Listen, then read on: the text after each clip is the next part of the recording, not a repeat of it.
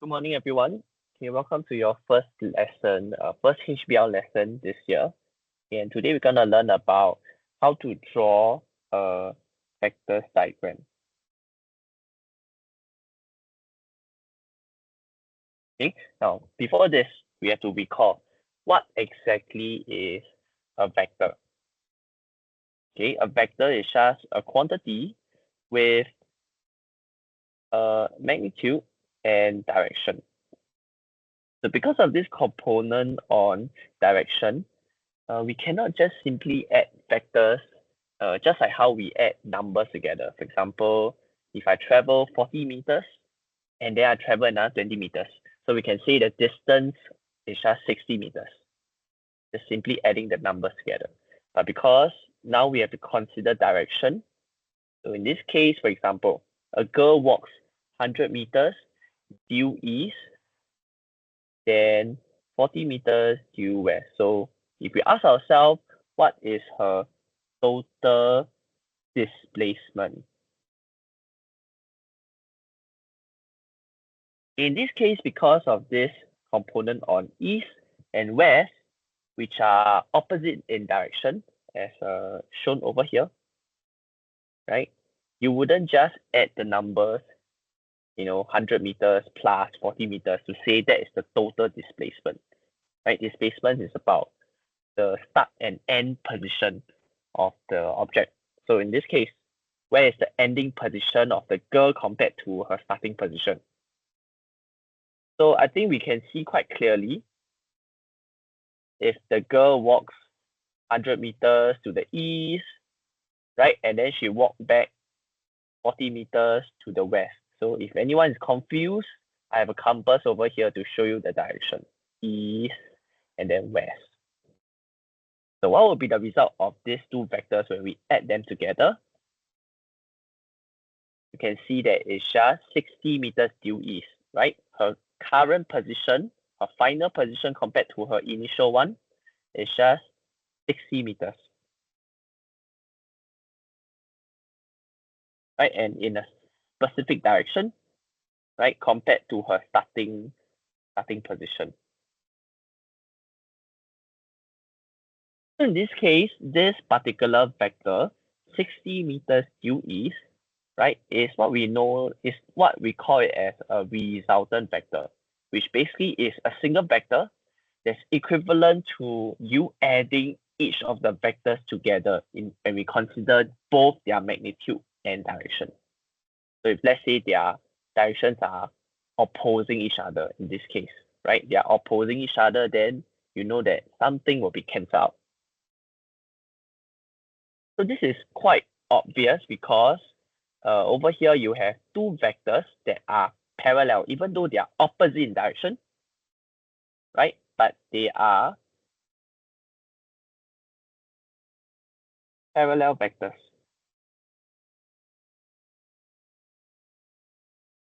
Okay, so it's quite easy to see, okay, it will just be 60 meters due east.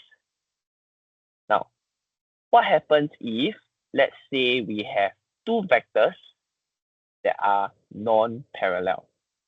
What do you mean by this, right? Basically, for example, if I have a direction now pointing north and then a direction pointing east, how are we going to add these two vectors together? And there's no clear-cut answer to this, right? Certainly, they're not canceling out each other. So how do I calculate the combined effect?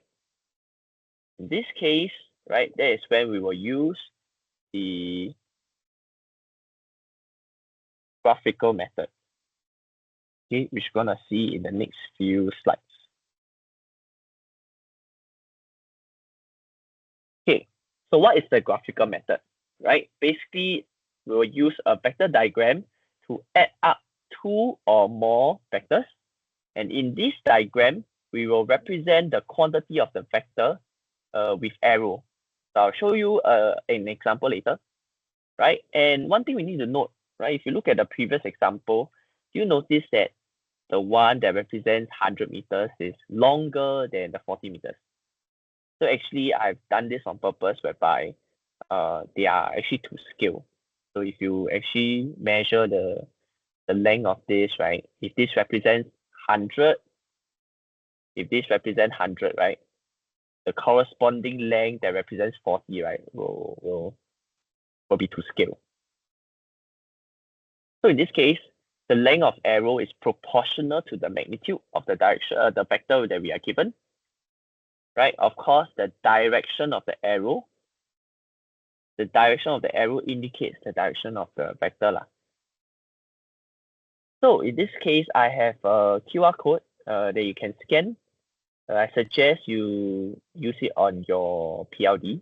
So it's going to bring you to a PHET simulation, right? And we'll use this simulation for this particular example, right? If let's say when we are adding two non-parallel vectors,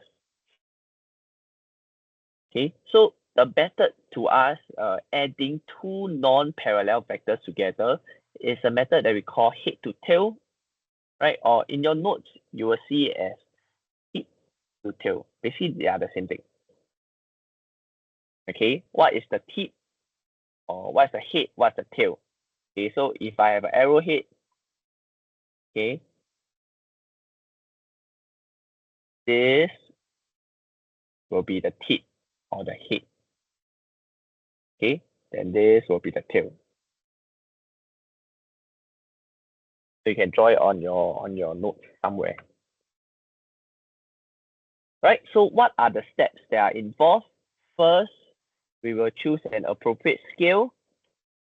Okay, and usually the number must be a convenient number lah. Okay, later we'll see what it means by a convenient number. And the arrow should take at least half the provided space. So if let's say this is the space that you were given, right? If this was the space you were given on the paper, your arrow should minimally take more than half. Maybe something like this, maybe. Okay, of course, depending on the size of the diagram, or rather, sorry, the size of the vectors you are given. So then we draw vectors in a tip to tail arrangement. Lastly, we'll join the tail to the tip. Okay, now I'm going to show you an example of these steps.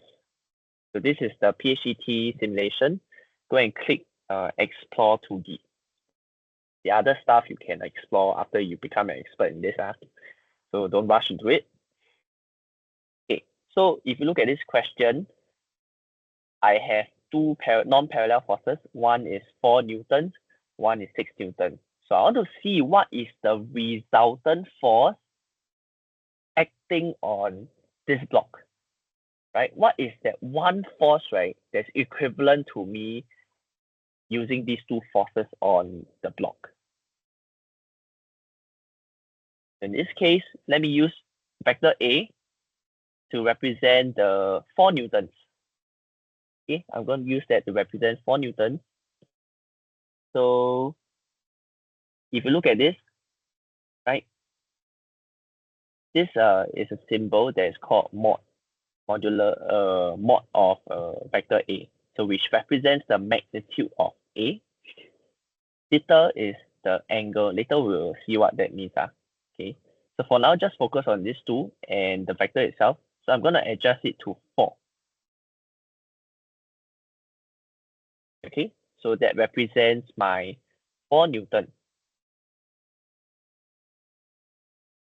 So this is like our scale, right? So if let's say 1 unit of this diagram, that represents let's say maybe 1 cm on your paper.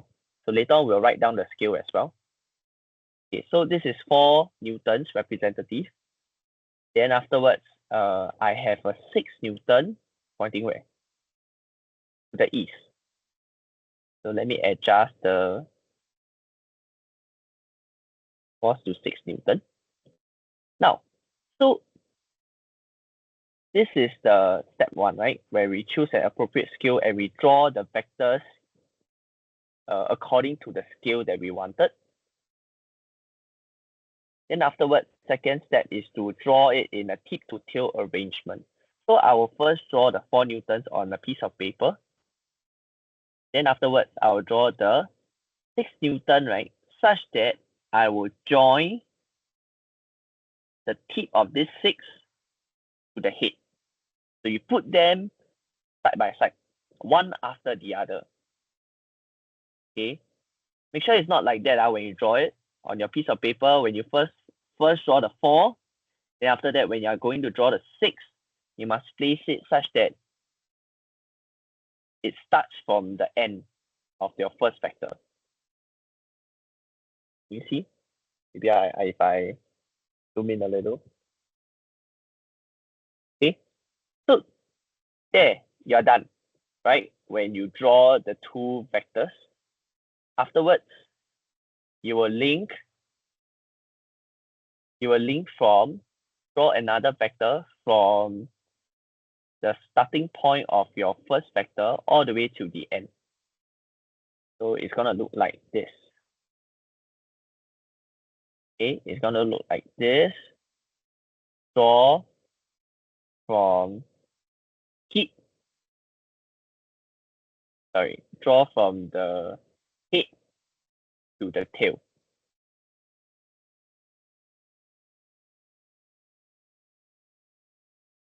Sorry, not what am I saying? Right, draw from the starting point of the vector all the way to the end.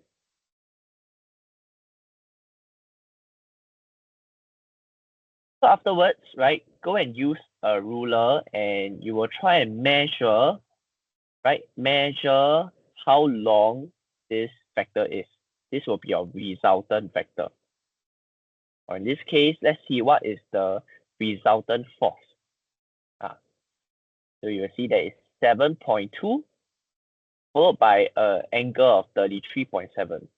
Where does this angle exist?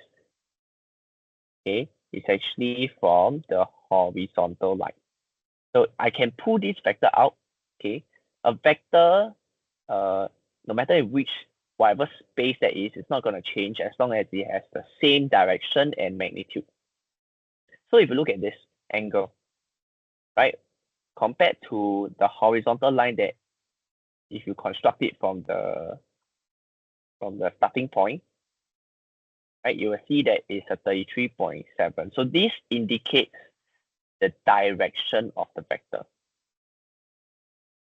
Right, this indicates the direction of the vector. So your ending diagram should look something like this. So this is the step 3 whereby you join the tail or starting position all the way to the end.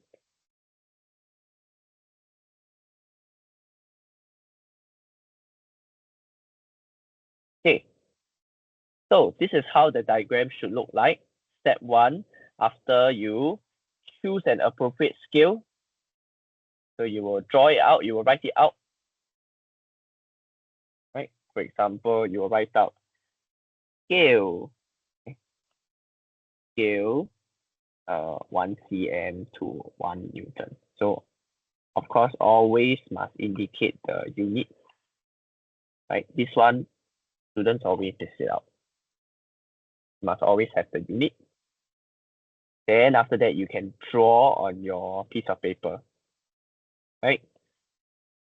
So this is how your final diagram should look like. The scale first. Then after that, you can draw your first, any force you can start with any of them. You can start with any of the vector. So in this case, the diagram started with 6 Newton first, followed by the 4 Newton. So there's nothing wrong with it, right? You will get the same answer regardless. So if let's say I start with the 4 Newtons, okay, and then I draw in my 6 Newton,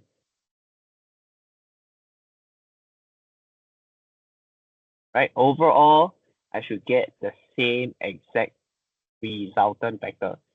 So one thing to take note is that look at this.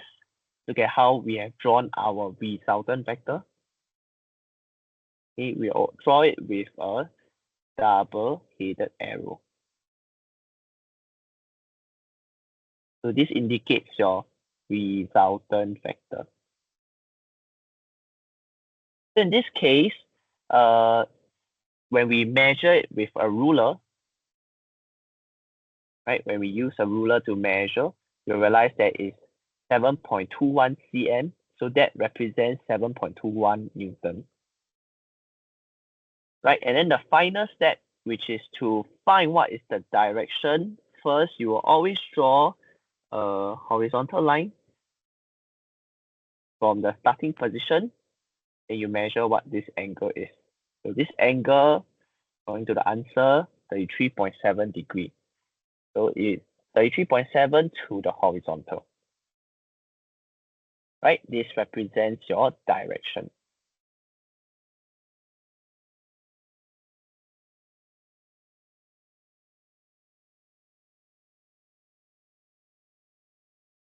Okay, now let's look at a work example question. Your work example 6. A model plane flies 6 meters north before turning and flying 8 meters southwest. Okay, are you aware where southwest is? Looking at the compass. Right, southwest is just right over here. Okay, so in this case, it's a direction like this. Right, specifically, if let's say I draw a horizontal line, right? If I draw a horizontal line, what will this angle be? What will this angle be if I draw a horizontal line over it?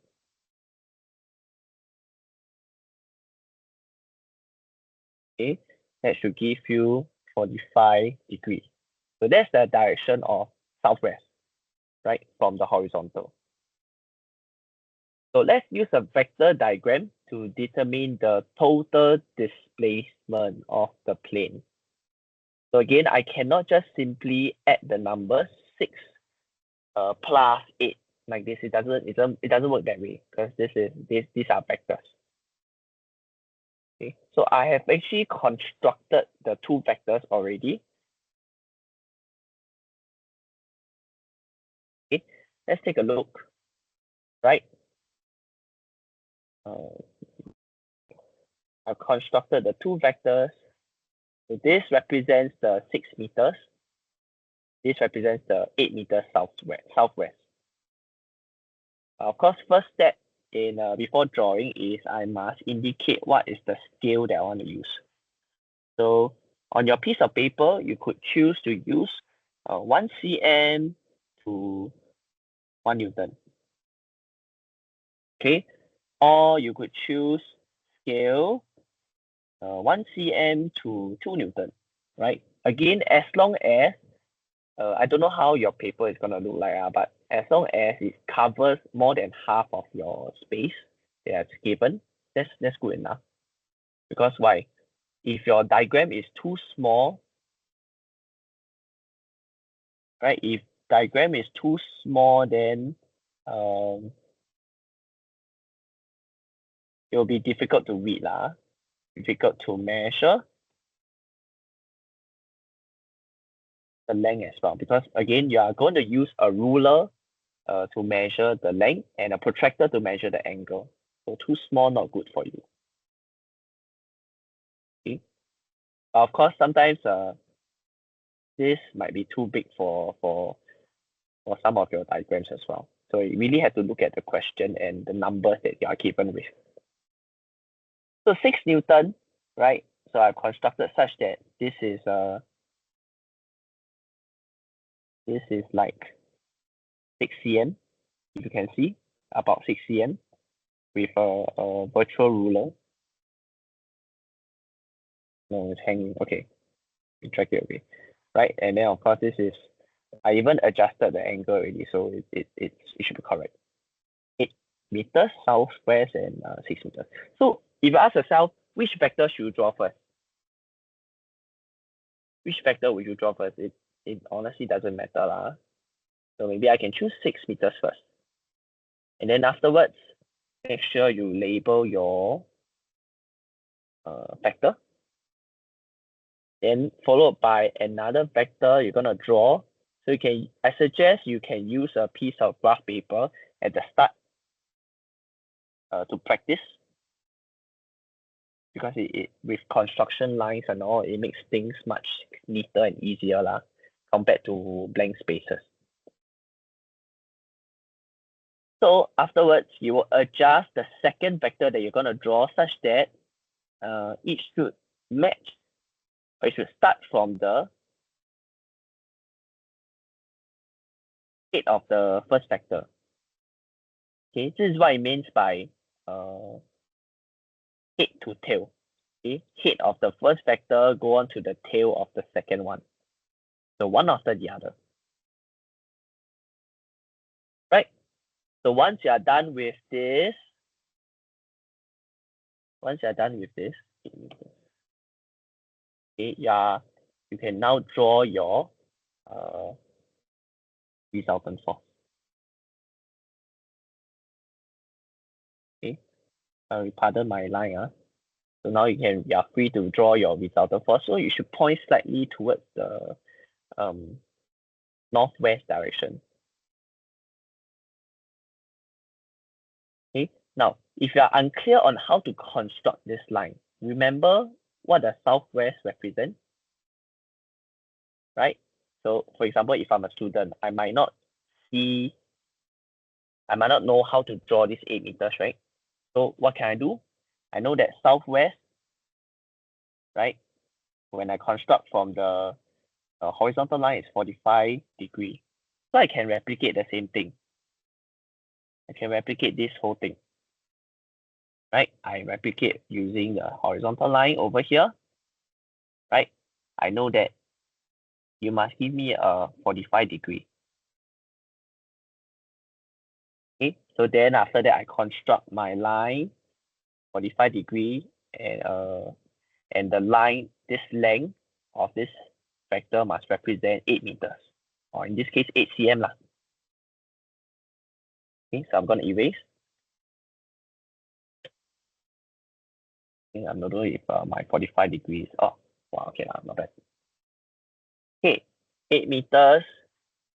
So then after that, go and measure using a ruler, right? What is the length of this resultant vector?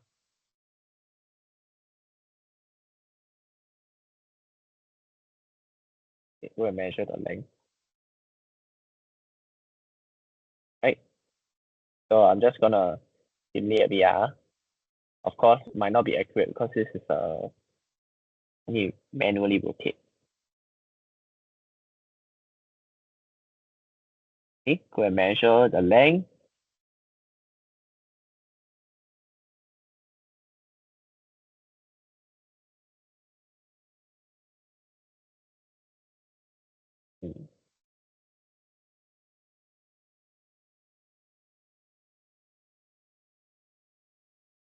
Okay, and you should get about 5.7 ish cm. So that represents about 5.7 newtons. Remember, your precision of ruler can only read to 0.1, right, cm. So in your answer, you can leave it as just 5.7 cm, or in this case, 5.7 newton.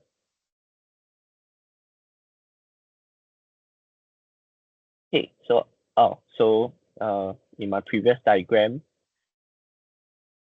the result that I got was 5.6, but okay, honestly, I did it on the computer, so I didn't draw it out on a piece of paper, but it should be around 5.6 to 5.7 cm. Oh, sorry, this is supposed to represent displacement, so meters. Yeah. So afterwards, right, draw a horizontal line from the starting position again to measure what is the direction. So in this case, for this example, this is something how your answer should look like. This is the magnitude. This is the direction. So usually for this kind of question, there will be some range that we allow for the answer.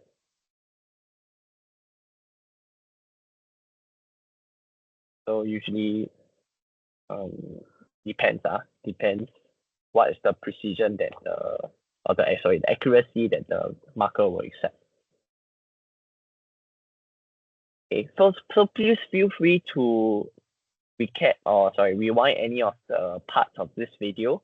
And if let's say I speak too fast, you can also adjust the playback speed of this video. If not, can try this homework question, especially for 3-2, right? to practice, especially question 3 to practice on your vectors diagram.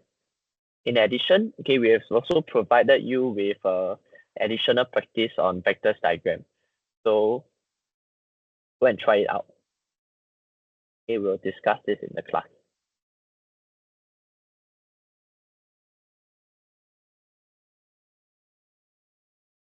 Right, if not, that is it.